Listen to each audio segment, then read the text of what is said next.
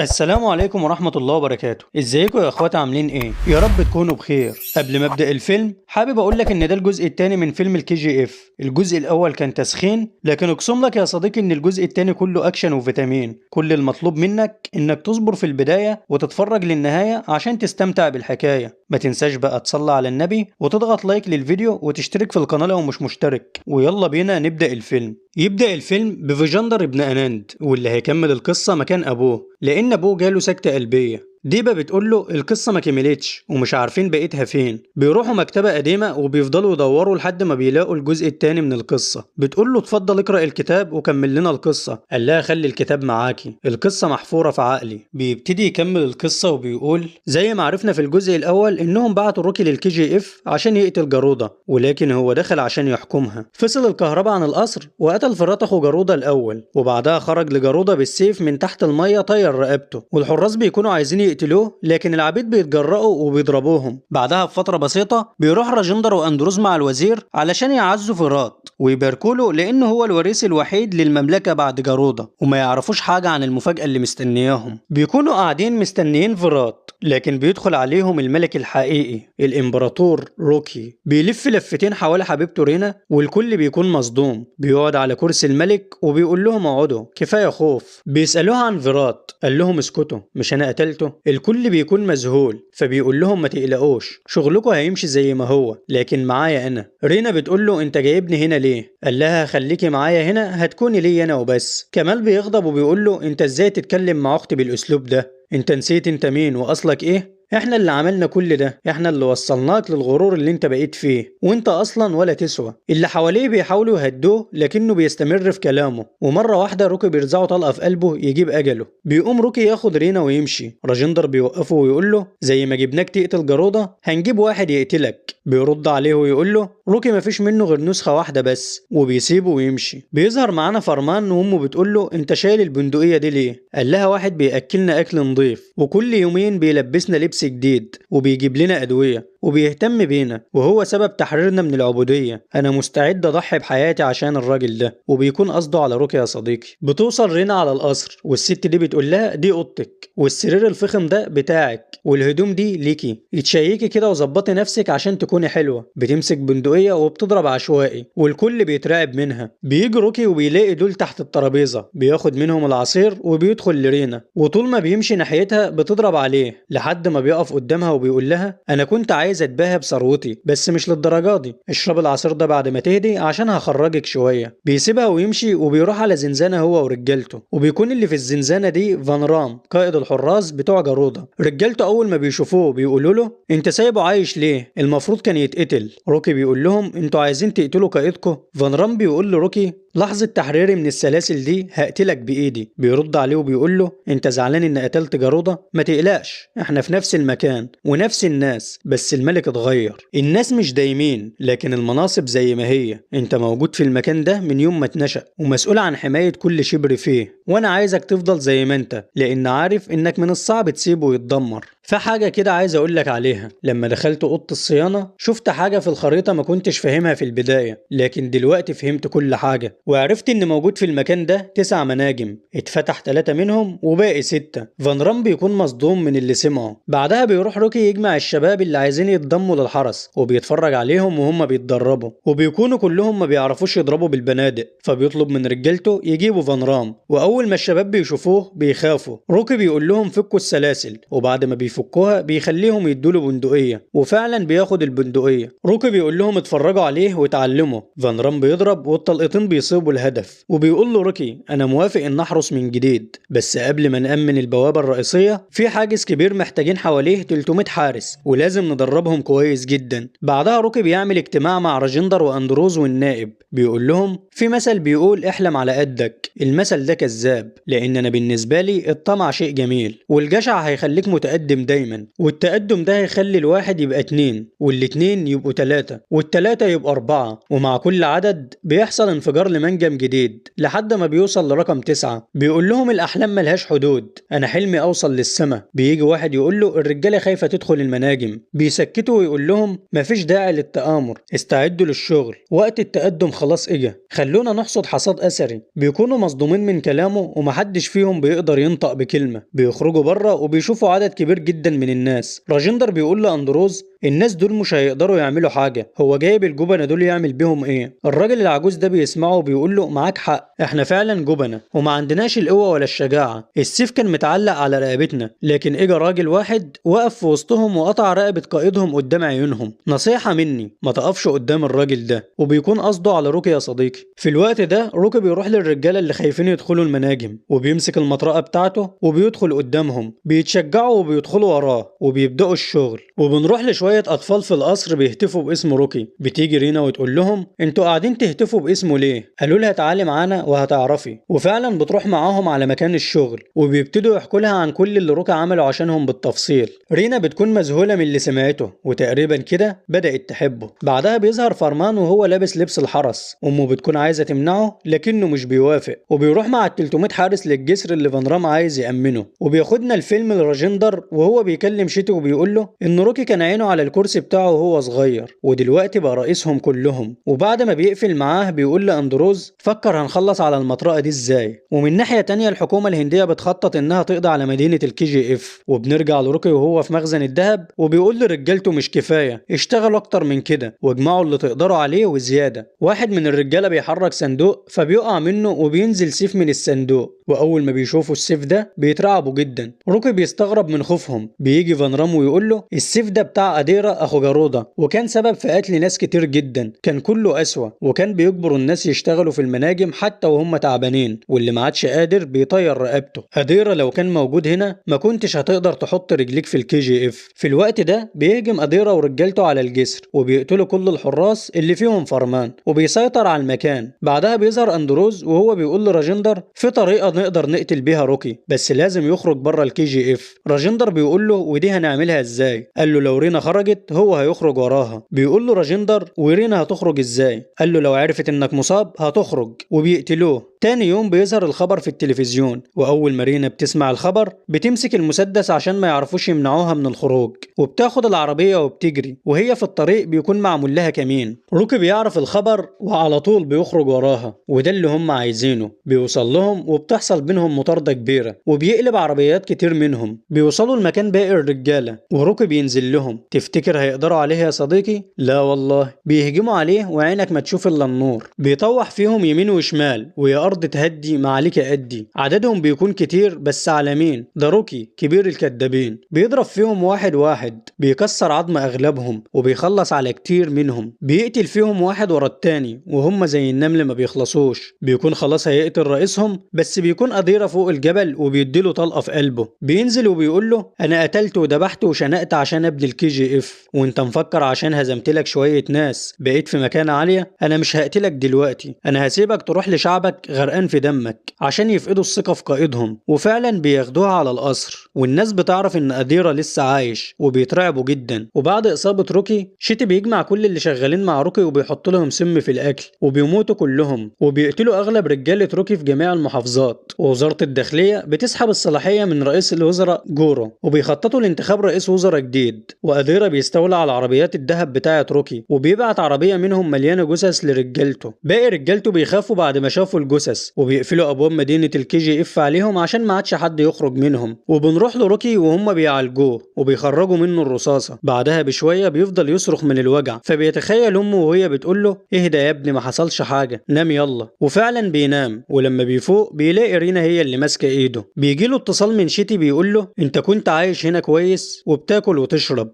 رحت تدور على الشهرة والفلوس، هتموت موتة الكلاب، بس انا هديلك فرصة كمان، تعال اقعد تحت رجلي ونضف جزمتي، وسمعت ان عندك حبيبة هاتها معاك وانت جاي. وبيقفل الخط. بتيجي ام فرمان وبتكون عايزه تقابله ورجالته بيمنعوها، لكن هو بيقول لهم سيبوها تدخل، وفعلا بتدخل له. بتقول له وهي بتعيط كنت قدوه كبيره جدا لابن فرمان، انت بعته يحرس الجسر واتقتل هناك، انا جاي اطلب منك انك تجيب لي جثه ابني، عايز اشوفه لاخر مره. بييجوا رجالته يخرجوها وروكي بيكون متضايق جدا لانه مش قادر يعمل حاجه في الوقت الحالي. تفتكر هيفضل كده يا صديقي؟ لا والله. بيتصل على قاسم وبيقول له عايز منك خدمه اخيره. بعدها بيقول لفان رام كل حاجه خرجت عن السيطره والمكان ما عادش امان، جهز الطياره عشان ابعد عن هنا وارتاح شويه. وفعلا بيجهزوا الطياره وبيلموا الذهب وبيمشي، والكل بيفكر انه هربان. تفتكر انه هربان فعلا يا عزيزي؟ لا والله. بيروح فندق تبع خليل وبيحجزه بالكامل. رينا بتقول له انت ما قلتش لاي حد على المكان اللي هتروحه، قول لي انا انت هنا ليه. فجاه بيدخل عليهم مجموعه كبيره من العربيات اللي بتكون تبع خليل، وده اللي روكي بيكون عايزه. بياخدوه ويروحوا القصر عند خليل اللي بيكون مسيطر على الساحل الغربي. خليل بيقول له انت حجزت الفندق كله عشان تجذب انتباهي؟ روكي بيقول له انا جاي اعرض عليك شغل وهيعجبك. قال له ايه هو الشغل ده؟ قال له روكي دهبك بيجي من افريقيا على دبي ومن دبي للهند، وده بيسبب خطر كبير. انا هشتري منك كميات مش محدوده وهستلم في افريقيا والخطر كله عليا، ها اتفقنا؟ خليل بيقول له عرضك حلو، لو كنت جيت بدري شويه كنت فكرت في الموضوع، بس انت اتاخرت. من ناحيه شالوا رئيس الوزراء وهيتعين رئيس وزراء جديد، ومن ناحيه تانية اديره في طريقه للكي جي اف، وانت جاي لي دلوقتي زي الجبان، ما عندكش اي حاجه وخسرت كل حاجه. على الاقل كنت تكون صداقات كانوا هينفعوك. انا دلوقتي عنده شركاء من جميع انحاء الهند، هقول لهم ايه؟ بيقوم روكي ياخد بندقيه من راجل تبع خليل وبيتفرج عليها. ومن ناحيه تانية قاسم ورجالته متفرقين على كل مخازن خليل في الساحل الغربي وفي الهند، وبيخلصوا على كل رجالته وبيسيطروا على المكان بالكامل.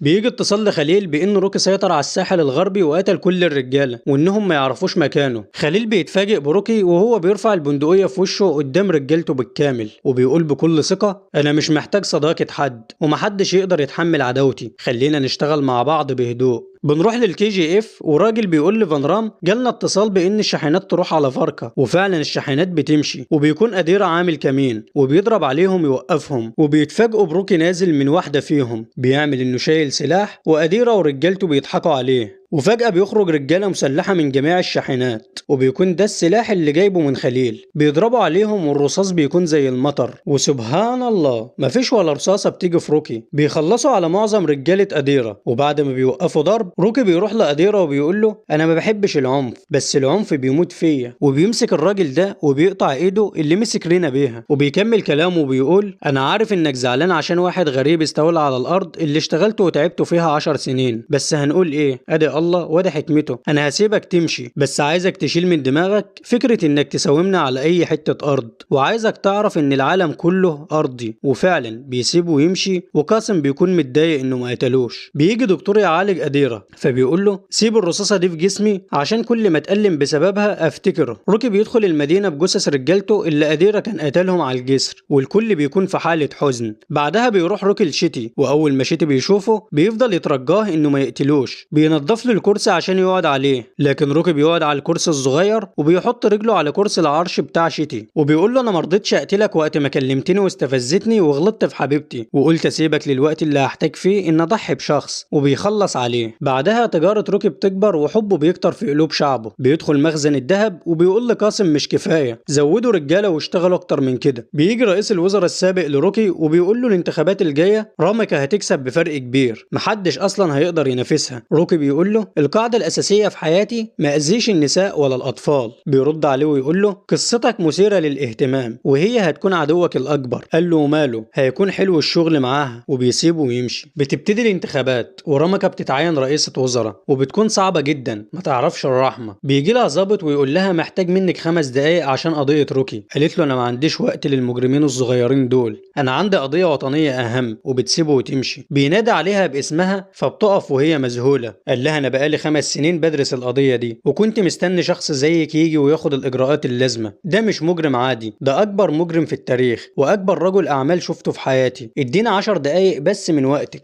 راميكا بتوافق وبيقول لها روكي مالوش ولا صوره لحد دلوقتي، ولكن اسمه معروف في كل مكان، عنده كميات مهوله من الطيارات والمراكب، بيتواصل مع اكبر صناع المجوهرات في العالم. بتقول له هو من اي بلد؟ قال لها مومباي، وده كل اللي نعرفه لان المعلومات عنه محدوده. بس من صغر سنه وهو بيكافح، اول ما دخل البلد ضربوه وكان بيتضرب لو طلب اكل او مكان ينام فيه، ولما اجى الوقت اللي رد عليهم فيه ما عادش حد اتجرأ يبص له. القوه اللي انت بعتها له مش هتعرف تعمل معاها اي حاجه، لان شعب الكي جي اف كلهم بيحبوه ومش هيسيبوه يتأذي باي شكل حتى لو هيموتوا. بدأ من الصفر لحد ما سيطر على الكي جي اف، وكبر يوم بعد يوم لحد ما سيطر على البلد كلها. محدش يعرف هو عامل ايه في المكان ده لاننا مش عارفين ندخله عن طريق البر ولا حتى الجو. بس في طياره حربيه كانت في تدريب فوق الكي جي اف وقدرت تاخد صوره للمكان وبعتتها لنا. بيوري لها الصوره وبتترعب من المنظر لانها بتشوف مدينه بمثابه دوله. بنروح للكي جي اف وبيكون في صحفي في وسط العمال لكن بيمسكوه، بيودوه لروكي وبيقول له انت بقى روكي اللي العالم كله بيتكلم عنه، انا بقى هكتب عنك وافضح جرايمك.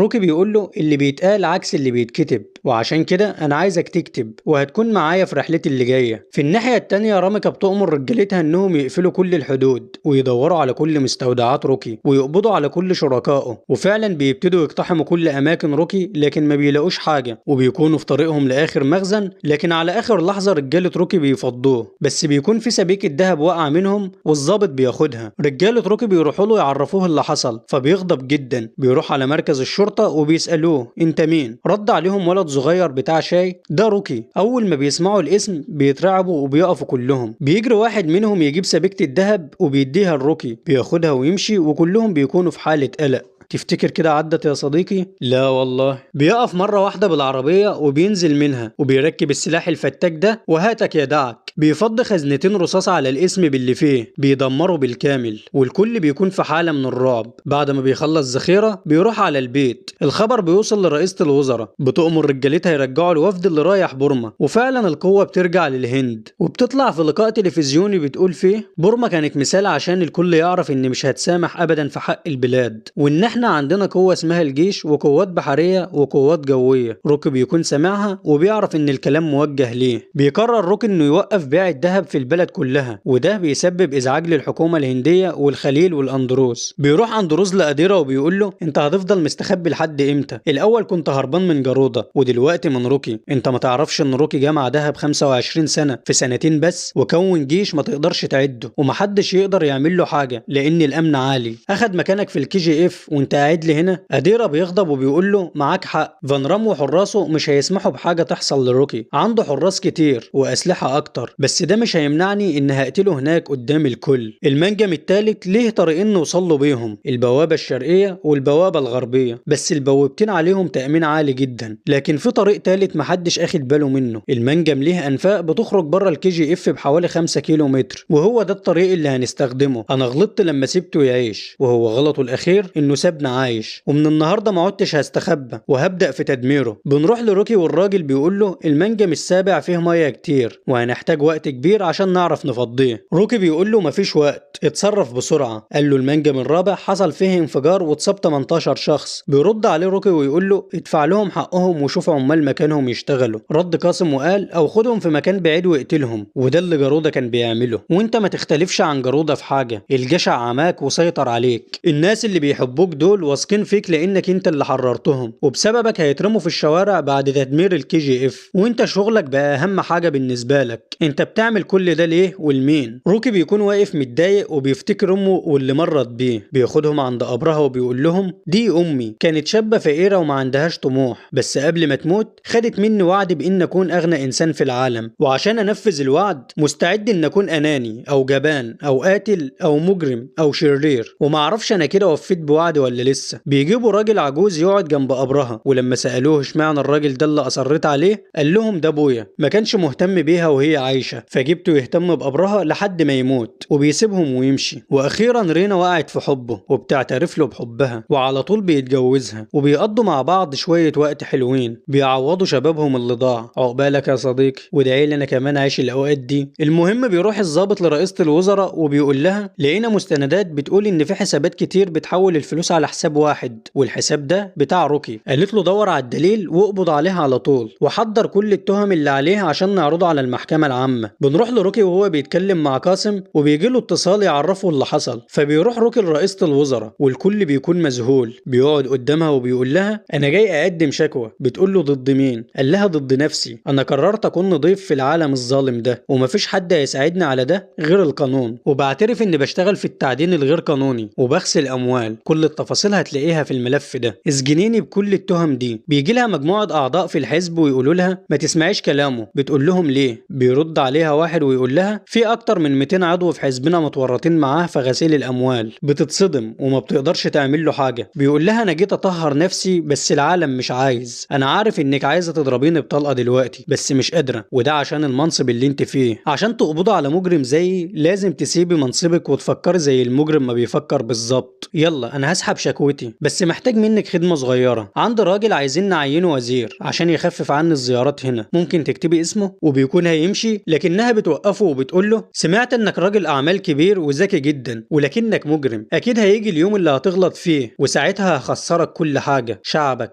ذهبك، شهرتك والكي جي اف كلها، وده مش تهديد، ده وعد مني. بيرد عليها ويقول لها انا بحاول على قد ما اقدر ابعد عن الحروب، ولو ما عرفتش ودخلت حرب بكسبها. وبيقول للظابط سمعت انك بتدور على صورة ليا، ايه رايك تاخد واحده بالبدله الانيقه دي؟ وبيسيبهم ويمشي. بتقول رئيسة الوزراء للظابط عنده حق، ودايما المجرمين بيفكروا الخطوات قدام، وعشان اتقدم عليه لازم اشتغل بره النظام. بنروح لاندروز وبيقول لدايا عرفنا مكان الطريق الثالث، وبيظهر خليل وهو بيقول لرجالته جنازه روكي قربت، ابعتوا له الكفن من عندنا. بنرجع تاني لاندروز وهو بيقول لأديرة ده المكان اللي طلبته، هتفحر هنا وهتخرج تلاقي نفسك في نص المدينه. وفعلا بيبدا أديرة يفحر وبتبتدي الرجاله تنتشر في كل مكان في المدينه. روكي بيكون ماشي هو وقاسم في المنجم، ورينا بتجيله تعرفه انها حامل، واول ما بيسمع الخبر بيكون فرحان، بس يا عيني الفرحه ما بتطولش. أديرة بيكون دخل هو ورجالته المدينه وبيضرب رينا بطلقه قناصه وبتموت. رجاله أديرة بيقتلوا عدد كبير جدا من حراس روكي، وروكي بيكون واقف مصدوم وحزين على موت رينا. تفتكر هيسكت يا صديقي؟ لا والله. بيقوم روكي يخلص على اي حد يقابله، بيقتل فيهم بكل قسوه، واي شخص قدامه ما بياخدش في ايده غلوه. وخلاص بيكون وصل لأديرة، لكن بيلاقي دراعه اليمين قدامه، بيقطع له ايده التانية وبيطير رقبته. بيوصل لأديرة وبيفضلوا يضربوا في بعض، لكن أديرة ما بيتأثرش. بيمسك روكي يطحنه ضرب وبيبانوا انه اقوى منه، بيضربه جامد لحد ما بيغمى عليه وبيكون خلاص هيقتله، لكن روكي بيفوق وبيمسك المطرقه وبيكسر له سيفه. أديرة بيهجم عليه لكن روكي بيمسكه يطحن فيه، بيضربه بغل، بيخلص منه القديم والجديد. رجاله أديرة بيهجموا على روكي وهو ولا فارق معاه، بينزل فيهم فحت ردم، فزع رزع، مزق لزق لحد ما بيخلص عليهم. بيرجع لأديرة وبيكمل تكسير فيه، بيطلع الغل اللي جواه كله عليه، وفي النهايه بيخلص منه. ورجالته بيكونوا خلصوا على كل رجاله أديرة. قاسم بيكون قاعد جنب جثه رينا وروكي بيسأله هم دخلوا منين؟ قال له من المنجم الثالث. روكي بيعرف ان الوزير اللي خانه، بياخد السلاح وبياخد رجالته وبيهجم على وزاره الداخليه. بيدخل قاعه المؤتمرات وبيخلص على الوزير قدام رئيسه الوزراء، وبتكون واقفه في حاله ذهول. رئيسه الوزراء بتأمر الجيش بالهجوم على روكي ويمحوه هو وشعبه من على وجه الارض. بيهجموا على الكي جي اف لكن ما بيلاقوش روكي. بيجي لهم اتصال من خفر السواحل بان روكي موجود في المحيط الهندي، وهو اللي باعت لهم فاكس بمكانه. وفعلا روكي بيظهر على سفينه كبيره وعليها كل الذهب اللي جمعه طول حياته. بتبدا القوات الجويه تتحرك فوق الكي جي اف وبيدمروا المدينه بالكامل، بس روكي كان عامل حسابه وباني مدينه كامله لشعبه عشان يعيشوا بسلام. بنرجع تاني لروكي والقوات البحريه بيكونوا اخدوا الامر بتدميره، وفعلا بيدمروه، وبيموت الامبراطور روكي وبيختفى الذهب معاه للابد. وهنا بيكون خلص الفيلم الجامد ده يا صديقي، وانا عارف انك زعلان على موت روكي زي بالظبط، لكن احب اقول لك ان ده تمثيل، ولو النهايه دي حزينه فما تقلقش، هجيب لك نهايه سعيده الفيلم الجاي ان شاء الله. ما تنساش بقى اللايك للفيديو والاشتراك في القناه، وخد لك لفه كده جوه القناه هتلاقي نهايات سعيده تفرحك. ما انا مش عايزك تخرج من عندي زعلان يا صديقي. يلا اشوفك على خير، سلام.